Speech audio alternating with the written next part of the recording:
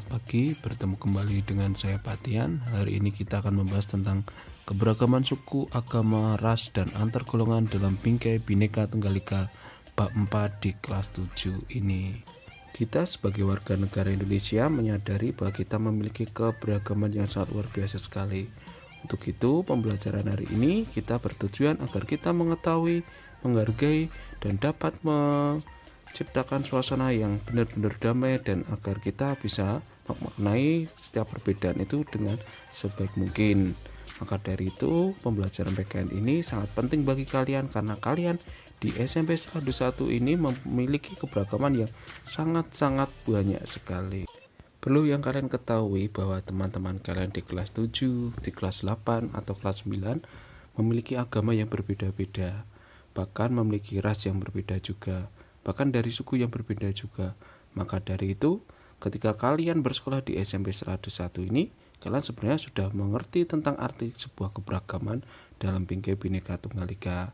Maka dari itu, ketika kita belajar seperti bab 4 ini, kita juga belajar tentang pergaulan di SMP 101 di tempat kita ini. Poin pertama adalah keberagaman dalam masyarakat di Indonesia. Keberagaman dalam masyarakat Indonesia ini sangat banyak sekali, baik dari segi pola pikir, kebudayaan, suku, ras maupun agama memiliki corak yang berbeda-beda tetapi memiliki makna yang berarti menurut penganutnya maupun menurut golongannya. Akan tetapi itu semua tetap menjunjung tinggi rasa persatuan dalam kehidupan berbangsa dan bernegara. Faktor penyebab keberagaman masyarakat Indonesia. Keberagaman di Indonesia disebabkan oleh keadaan geografis di Indonesia yang merupakan negara kepulauan dan letaknya saling berjauhan. Nenek moyang kita dahulu menetap di daerah yang terpisah sehingga mengembangkan kebudayaannya sendiri-sendiri. Kita menyadari bahwa keberagaman ini tidak lepas dari keadaan geografis tempat kita yang letaknya begitu sangat jauh atau berjauhan. Nenek moyang kita terdahulu pasti mempunyai banyak sekali kebiasaan-kebiasaan yang akan menjadi kebudayaan mereka sendiri-sendiri. Karena apa? Karena di setiap tempat, di setiap daerah itu memiliki ciri khas atau corak kebiasaan yang berbeda-beda. Dari unsur itulah maka terbentuklah sebuah kebiasaan-kebiasaan atau nantinya akan menjadi kebudayaan yang berbeda-beda yang menjadikan kita mempunyai keberagaman yang sangat luar biasa sekali. Dari Jawa itu sendiri pun kita terbagi menjadi dua.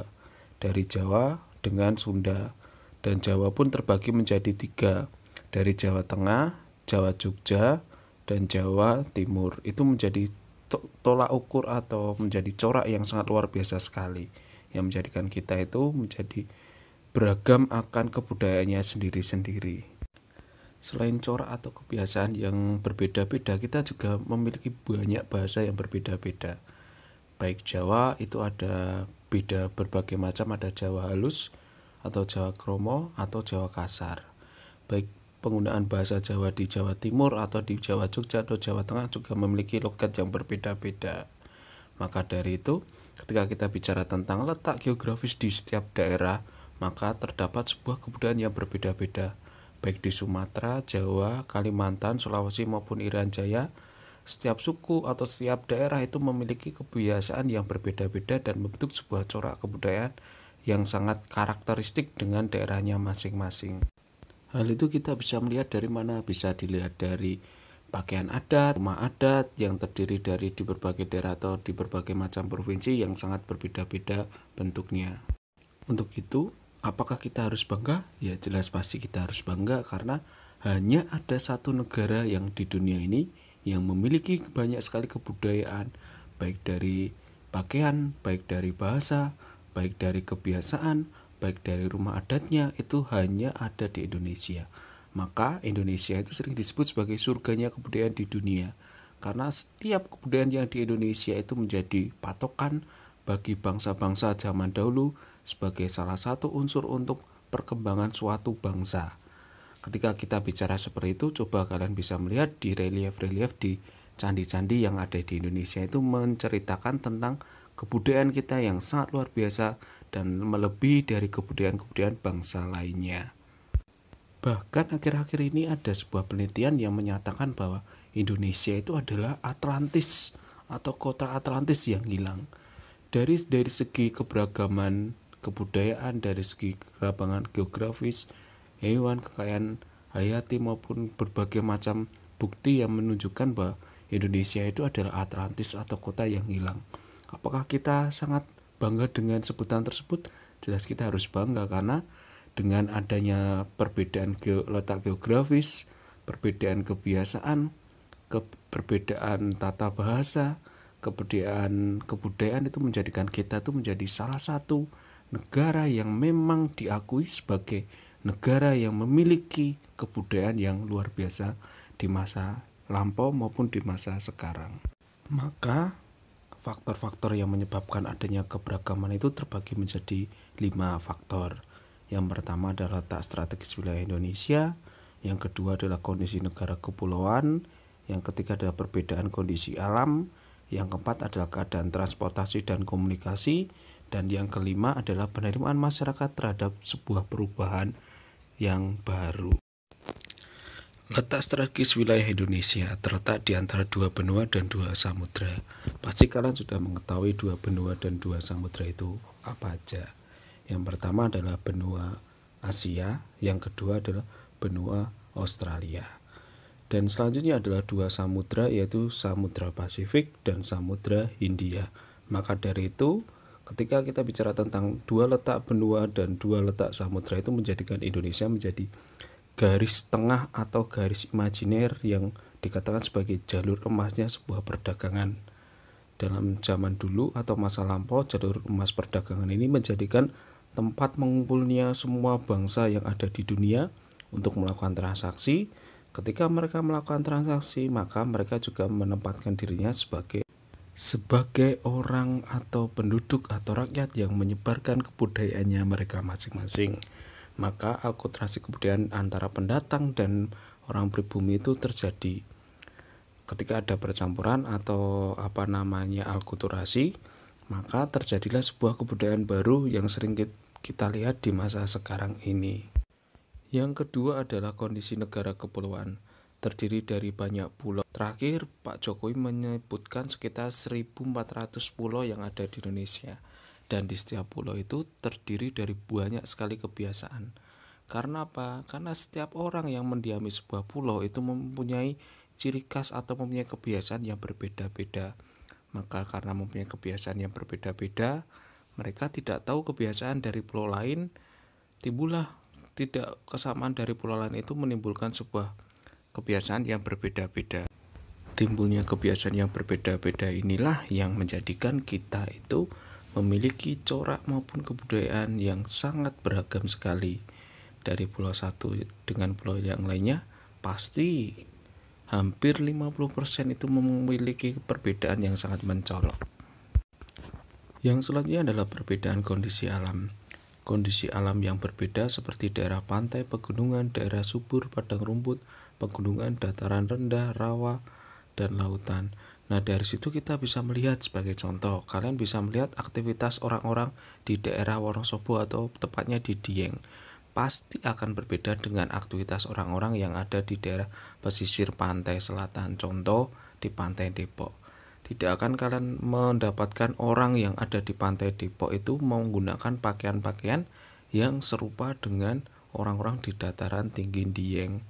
Dan kebiasaan mereka pun pasti memiliki kebiasaan yang berbeda-beda.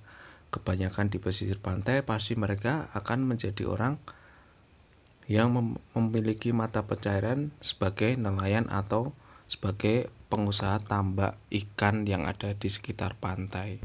Sedangkan di daerah pegunungan biasanya mereka mayoritas bekerja sebagai seorang petani, bisa sebagai seorang pegawai, dan yang pasti mereka itu tidak akan pernah menjadi seorang nelayan karena tidak ada namanya rawa ataupun danau ataupun laut yang ada di daerah pegunungan, kecuali ketika kita bicara tentang daerah yang memang di pegunungan tersebut terdapat sebuah danau yang sangat besar.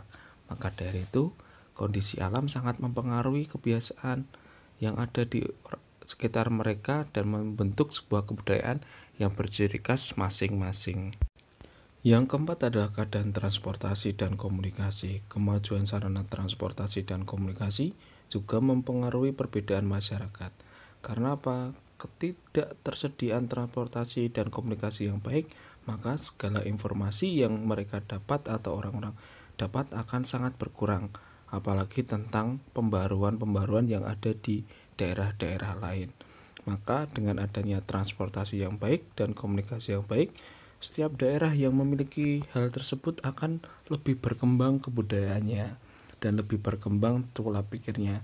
Sedangkan yang memiliki kekurangan dalam bidang tersebut akan merasa ketinggalan. Sebagai contoh, ketika kita bicara tentang di daerah Jawa, pasti akan berbeda dengan daerah-daerah yang ada di daerah Indonesia bagian timur. Maka dari itu, kebiasaan dan kebudayaan di Jawa maupun di bagian timur itu berbeda-beda. Yang kelima adalah penerimaan masyarakat terhadap perubahan. Sikap masyarakat terhadap suatu yang baru, baik yang datang dari dalam maupun dari luar. Sebagai contoh, kita akan bicara tentang daerah Bali. Daerah Bali itu menjadi pusat dari pariwisata di Indonesia, salah satu pusatnya. Tetapi ada salah satu tempat yang memang memiliki akulturasi kebudayaan-kebudayaan yang mempertahankan kebudayaan yang ada di Bali, tetapi juga menghargai kebudayaan-kebudayaan yang dari luar. Maka Bali itu sekarang disebut sebagai pusat wisata kebudayaannya di Indonesia. Maka dari itu, penerimaan kebudayaan-kebudayaan baru atau kebiasaan-kebiasaan baru oleh masyarakat Bali itu menjadi hal yang sangat wajar, menjadikan Bali itu menjadi salah satu objek wisata yang berunsur budaya yang sangat luar biasa sekali. Untuk itu, sikap maupun perilaku yang ada di Bali pasti berbeda dengan sikap dan perilaku yang ada di daerah-daerah lain. Saya rasa pembelajaran untuk hari ini cukup. Kita patut berbangga dan bahagia karena kita memiliki keberagaman yang sangat luar biasa sekali. Kenapa kita harus malu ketika kita berbeda? Kenapa kita tidak berbangga ketika kita memiliki perbedaan yang banyak sekali? Indonesia besar bukan karena sebuah kesatuan yang diartikan sebagai semua itu sama. Indonesia besar karena memiliki keberagaman maupun perbedaan. Maka dari itu kita harus menjaga perbedaan ini bukan untuk menjadi salah satu unsur untuk berpecah belah. Mari kita jaga persatuan Indonesia ini sampai akhir hayat kita. Salam sejahtera, salam rahayu, salam bagi kita semua. Semoga kita selalu diberikan kesehatan. Viva Republik Indonesia Merdeka!